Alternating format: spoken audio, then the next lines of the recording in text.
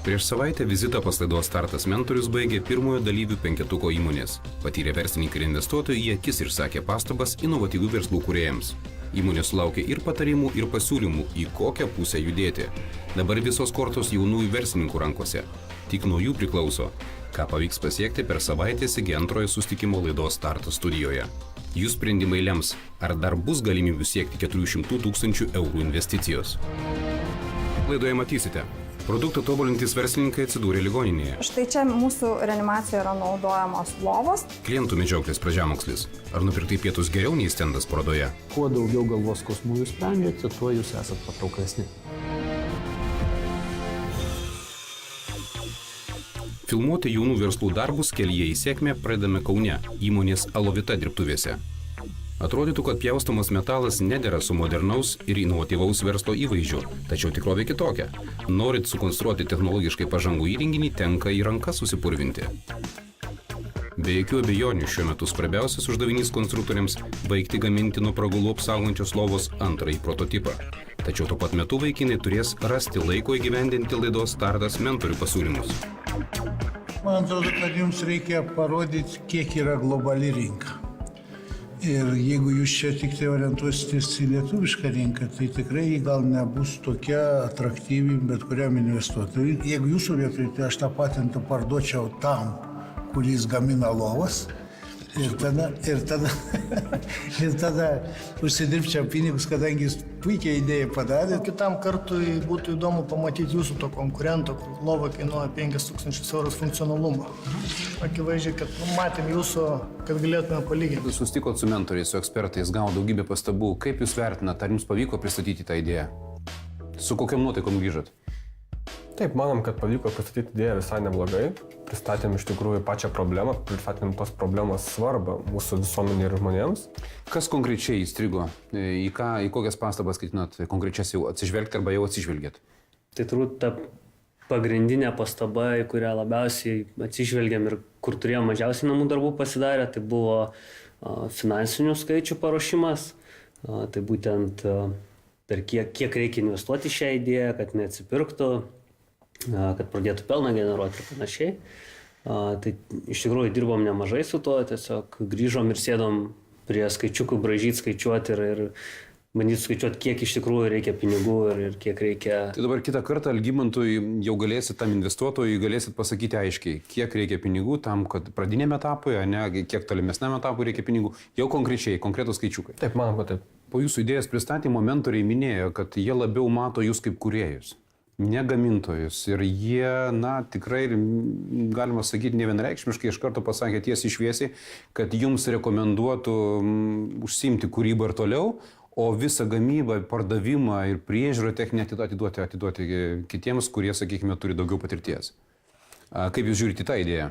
Mes iš tikrųjų labai panašiai galvojam ir dabar jau bendraujam su keliais partneriais, Lietuvos baldų gamintojais, kurie galėtų gaminti tokią lovą ir ieškom tiesiog su jais kartu įvairių bendradarbiavimo galimybių ir tų verslo modelių, kad ir jiems gerai būtų ir mes galėtumėm kurti ir tiesiog toliau vystyti produktą. Mūsų tas iš tikrųjų pradžioje ir buvo. Mes visą laiką, nes tikrai negalvojam, kad mes galėsim su šio produktu pastatyti didelę gamyklą, kuri galėtų ten gamintis lovas. Mūsų iškart buvo verslo modelis tai, kad mes iš tikrųjų esame daugiau R&D kompanija, tai mes užsiimam tyrimais, kuriam, inovuojam tą visą produktą, bet vis dėlto gamybą, infrastruktūrą patikėti tiems, kas tai galų galia geriau išmano ir kas turi ją sukūrusią tokią, kuri būtų mums vertinga ir pritaikoma. Ar tikite į šią idėją? Be jokios abejonės. Jeigu mes reikėtume, mes čia nebūtumėm.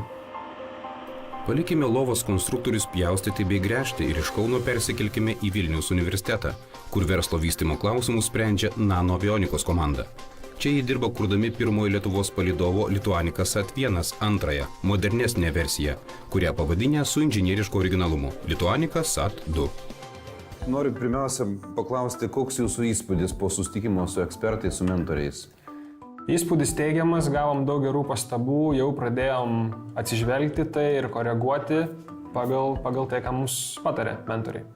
Į kokias pastabas tikrai reaguosite, ar jau reaguojate? Tikrai reaguosime be abejo į savo prisistatymą, tai yra numeris 1, kadangi bet kokie mentoriai, bet kokie galimi investuotojai nori išgirsti kuo trumpesnė, kuo lakoniškesnė ir kuo integruotesnė informacija apie tai, ką mes darom. Jisai tiesiog turi kuo greičiau pasidaryti, kaip mums yra svarbu, gerą pirmą įspūdį. Šių startuolių konstruojami palydovų komponentai bent jau po pirmojo susitikimo mentorius paliko susidomėjusius. Tačiau daug klausimų kėlė vadybinė įmonės pusė. Pasimti šitas tikrai patyrusi žmogų, kokį vyresnio amžiaus, kuris praėjęs tos visus administracinius reikalus ir kuris padėtų greičiau jiems važiuoti. Nes jeigu mes kalbam po metų, po 2, tos technologijos savo. Tam reikia susitvarkyti normalų verslo planą, pasižiūrėti, kiek reikia pinigų ir jeigu jų nėra, jų reikia gauti. Sutikite klausimas, ar jie patys gali tą patį padaryti. Ne, tai jie žinaugi, kaip jie pinigėlių neturi, tai galvoja, kad jie patys viską sugebės padaryti, bet kai daro patys baisiai daug klaidų daro.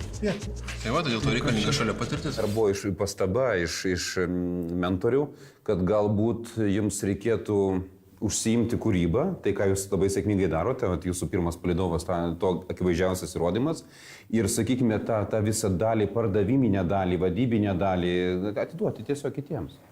Taip, tai yra pasaulyje priimtina praktika, ypač jeigu kompanijos turi tikslą augti labai didelėmis. Ir be abejo, mes apie tai galvojame, tarp kitko kolega Linas, jisai būtent tam ir yra, atlieka tą funkciją labai gerai verslo vystymo. O ateityje be abejo, kai prasidės kažkokie pardavimai, kai padidės apimtis, tai mes turėsim pagalvoti apie šiek tiek turbūt kitokią valdymo tą sistemą, įmonės verslo valdymo sistemą. Tai be abejo mes iki to užauksime. Kaip teko domėtis, daugelis įmonių netgi skaudžiai baigia savo likimą po to, kai reiškia ateina pašalinis žmogus, kuris tarsi ir nori padėti, bet to kūrėjo produkto akimis jam atrodo, kad jį nori išstumti iš žaidimo ir jisai tarsi tada atsiranda konfliktas ir tai čia iš tikrųjų reikia būti diplomatiškam. Prabėgus porai savaičių po apsilankymo laidos mentorių taryboje, jaunieji verslininkai jau gali pasigirti pirmą apčiuopiamą sėkmę. Turim pirmą užsakymą, būtent 2 truputį paprastesnio produkto negu šitas. Gal galėtume daugiau papasakoti pirmas tas užsakymas, kas tai yra, jeigu kiek leidžia firmos paslaptis, jeigu tai nepažeidžia firmos paslapčių, tai kas tai yra? Tai būtų toks paprastesnis kaip ir kompiuteris, skirtas mažam palydovui ir radio ryšio sistema. Užsakovas užsienietis? Taip, užsienio kompanija. Puikiai pradžia pusė darbo, tačiau jei visus darbus verslininkai darytų tik iki pusės, bankrotas būtų garantuotas. Sustoti negalima. Netrukus laidoje. Nuoširdžiai sakau, mums reikia pagalbos ir tokių projektų modernių. Kuo daugiau galvos skausmų jūs sprendžiate, tuo jūs esat patrauklesni.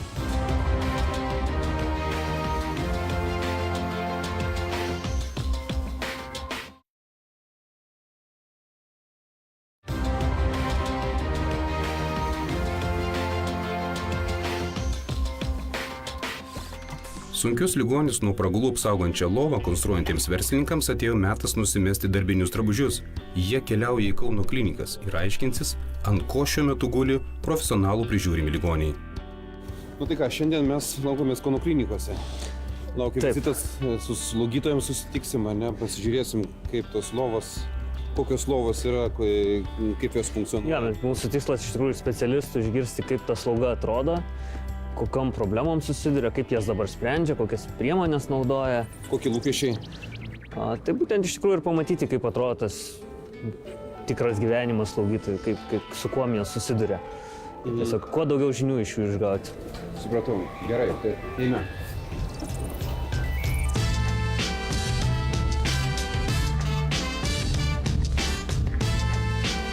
Pirmiausia, vyriausioji slaugytoja ir sveikatos mokslų universiteto dėstytoja Renata Vilmantaitė verslininkus atveda prie lovos, kokių šiame skyriuje absoliuti dauguma. Štai čia mūsų reanimacijoje yra naudojamos lovos, tai kas yra mūsų šiai dienai, kokį turime privalumą lyginant su kitais skyriais, kad mes pulteliu galime pakelti galvūgalį, ištiesinti lovą, nuleisti arba pakelti kojūgalį.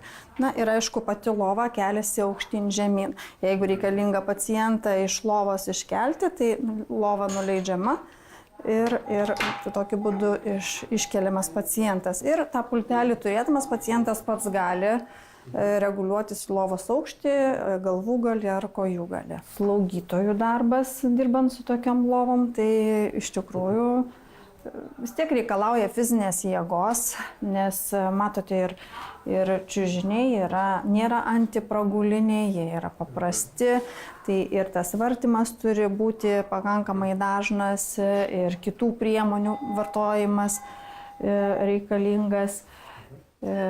Ir aišku, kai pacientą reikia pakelti į viršų arba jį nuleisti žemyn, tai jau 2 žmonės mažiausia turi tą pacientą imti ir kelti.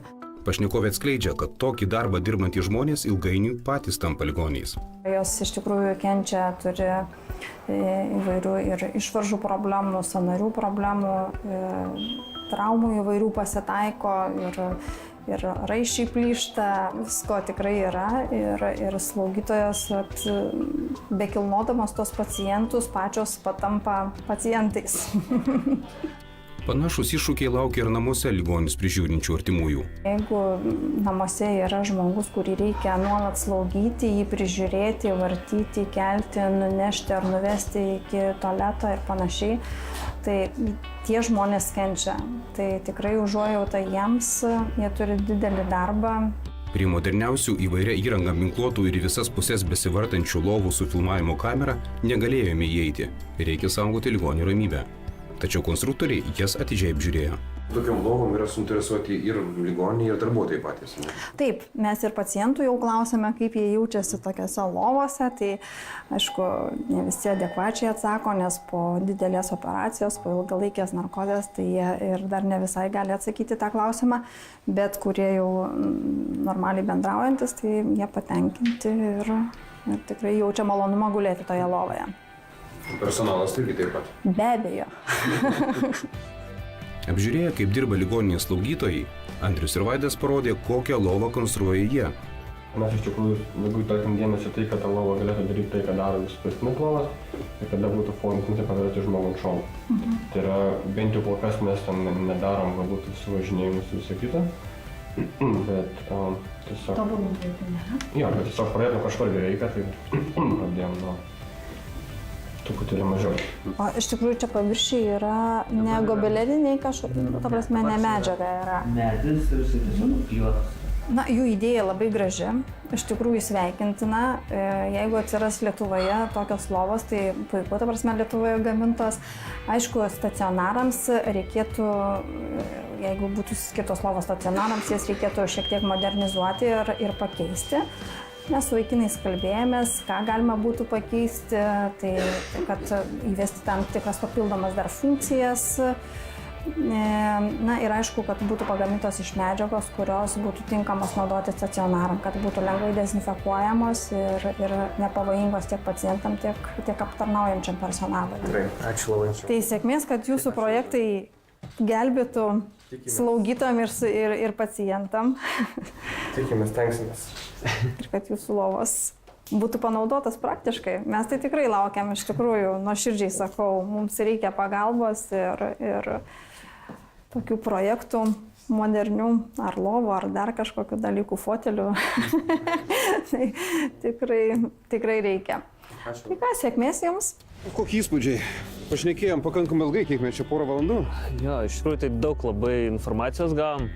Buvo labai įdomu pamatytas lovas jų ir kaip dabar naudoja, ir čiužinius, ir nuomonę sužinot pačių slaugytojų apie čiužinius ir lovas.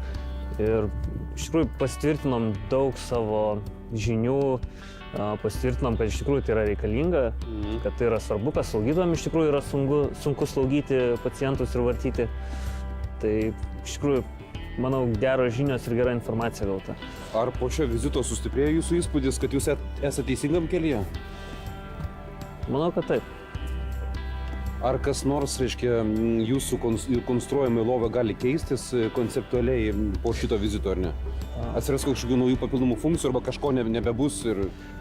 Iš principo, turbūt drastiškai kažkas nesikeis. Aišku, galvosim apie visas tas funkcijas, kurias matėm, kad naudoja arba kurias mums patarė, kad būtų reikalingos. Tai greičiausiai galvosim, galbūt pridėsim, galbūt bus tai kaip komplektuojamas kažkoks gaminys ir bus galimybė pasirinkti, ar ta funkcija reikalinga ar nereikalinga. Bet iš principo kažkas labai drastiško nesikeis.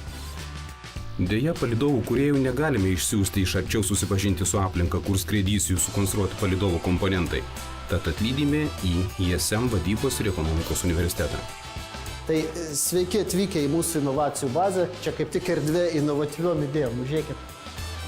Pasidalinti patarimais pasiruošęs verslo ir rinkodaros strategijos specialistas Benas Adomavičius.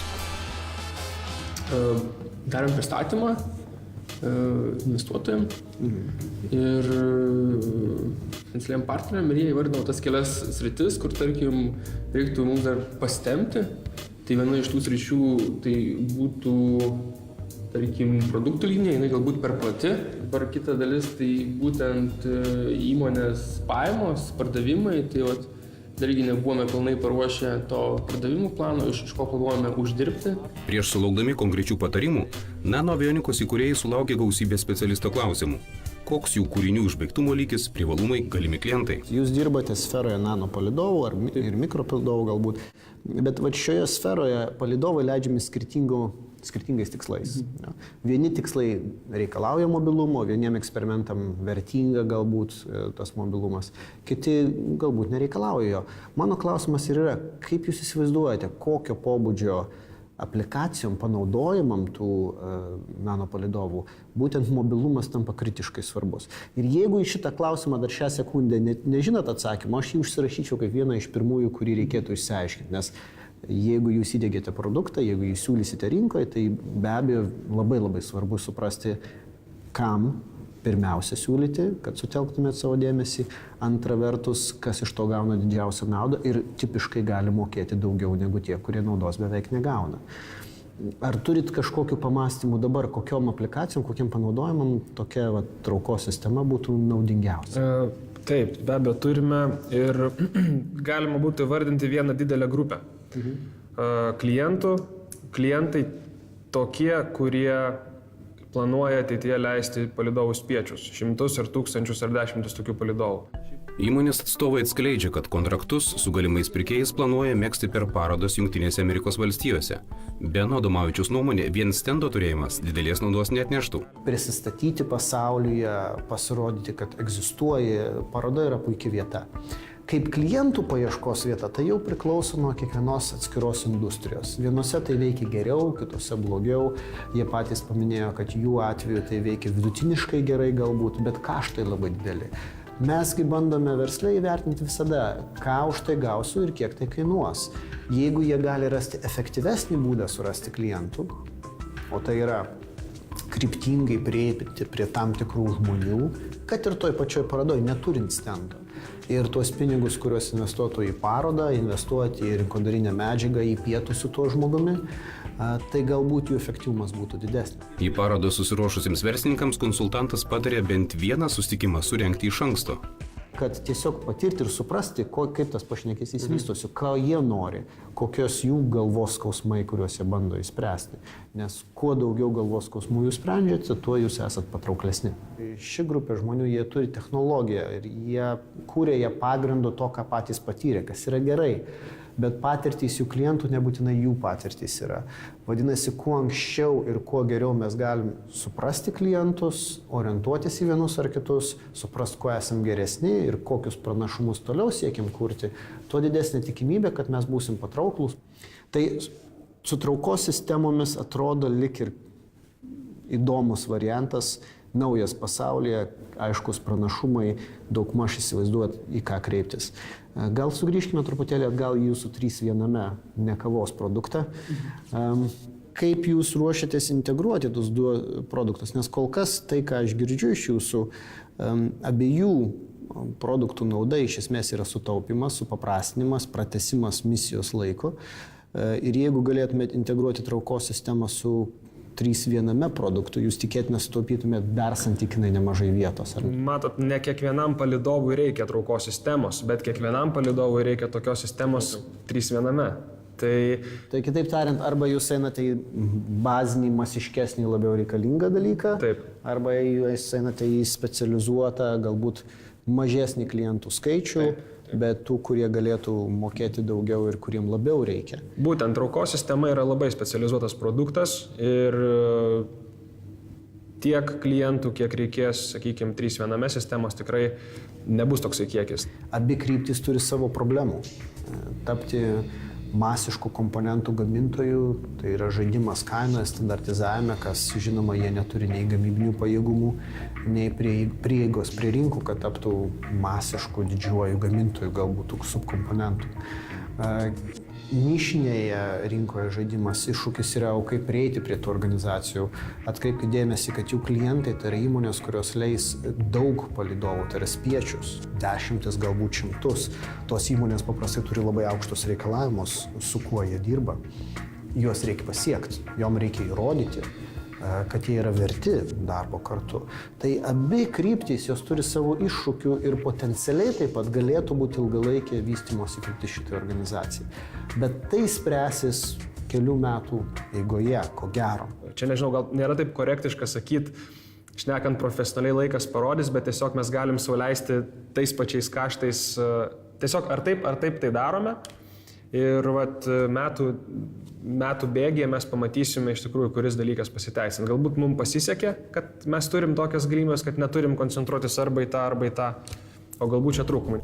Anot Beno Adomavičiaus, technologinės įmonės veiklos pradžioje natūralu vystyti kelis produktus, nes nėra iki galo aišku, kuris labiau patiks rinkai. Tačiau galiausiai vis tiek reikės pasirinkti vieną. Padaryti abu vienu metu bus jiems labai sudėtinga resursų prasme ir išteklių prasme. Bet tas pasirinkimas turi ateiti po rezultatų, po vienų ar kitų pasiekimų. Mes galim daug šnekėti, kad norėtume eiti abiem kryptim ar viena kryptim, bet faktas tas, kad jeigu nesikabina, jeigu klientų neranda, jeigu pardavimai nevyksta, tai ėjimas gausis į niekur, ta įmonė žlugs arba dings.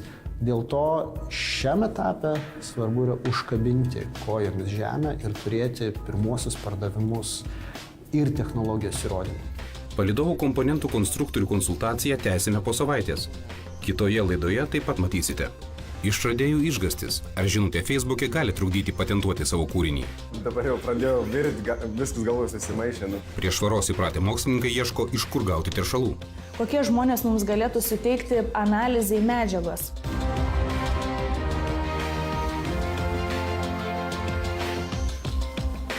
Laidą pristato Mita. Laidos globėja Ūkio ministerija. Laida finansuojama Europos regioninės plėtros fondo lėšomis.